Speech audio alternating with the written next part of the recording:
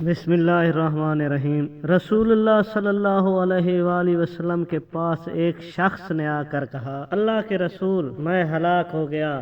آپ نے پوچھا، تمہیں کس چیز نے ہلاک کر دیا؟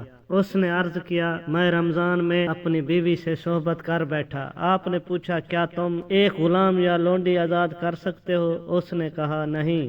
آپ نے پوچھا، کیا مسلسل 2 ماہ کے روزے رکھ سکتے ہو؟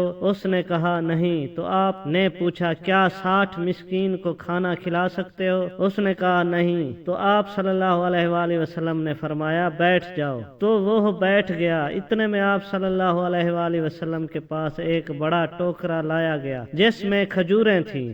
آپ نے فرمایا، اسے لے جا کر صدقہ کر دو۔ اس نے عرض کیا، ان دونوں ملے ہوئے علاقوں کے درمیان کی بستی یعنی مدینہ میں مجھ سے زیادہ محتاج کوئی نہیں ہے۔ نبی اکرم صلی اللہ علیہ وآلہ وسلم ہنس پڑے، یہاں تک کہ آپ کے سامنے کے ساتھ والے دانت دکھائی دینے لگے۔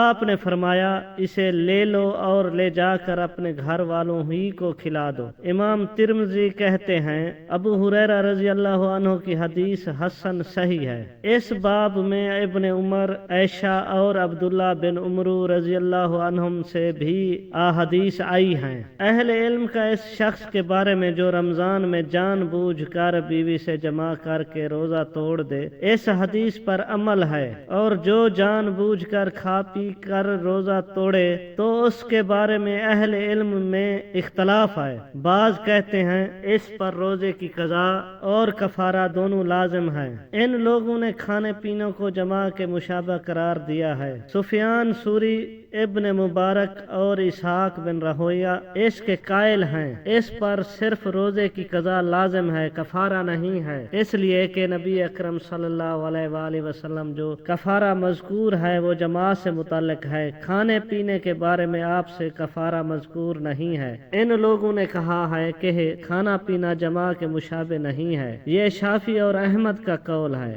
شافعی کہتے ہیں، نبی اکرم صلی اللہ علیہ وآلہ وسلم کا اس شخص سے جس نے روزہ توڑ دیا اور آپ نے اس پر صدقہ کیا، یہ کہنا کہ اسے لے لو اور لے جا کر اپنے گھر والوں ہی کو کھلا دو، کئی باتوں کا احتمال رکھتا ہے۔ ایک احتمال یہ بھی ہے کہ کفارہ اس شخص پر ہوگا جو اس پر قادر ہو، اور یہ ایسا شخص تھا جسے کفارہ دینے کی قدرت نہیں تھی، تو جب نبی اکرم صلی اللہ علیہ وآلہ وسلم نے اسے کچھ دیا اور وہ اس کا مالک ہو گیا تو اس آدمی نے عرض کیا، ہم سے زیادہ اس کا کوئی محتاج نہیں۔ تو نبی اکرم صلی اللہ علیہ وآلہ وسلم نے فرمایا، اسے لے لو اور جا کر اپنے گھر والوں ہی کو کھلا دو، اس لیے کہ روزہ کی خوراک سے بچنے کے بعد ہی کفارہ لازم آتا ہے۔ تو جو اس طرح کی صورتحال سے گزر رہا ہو اس کے لیے شافعی نے اس بات کو پسند کیا ہے کہ وہی اسے کھا لے اور کفارہ اس پر فرض رہے گا، جب کبھی وہ مالدار ہوگا تو کفارہ ادا کرے گا۔ جامع ترمذی حدیث نمبر 724۔ مزید اسلامی ویڈیوز دیکھنے اور سننے کے لیے ہمارے چینل کو لائک اور سبسکرائب کریں۔ شکریہ۔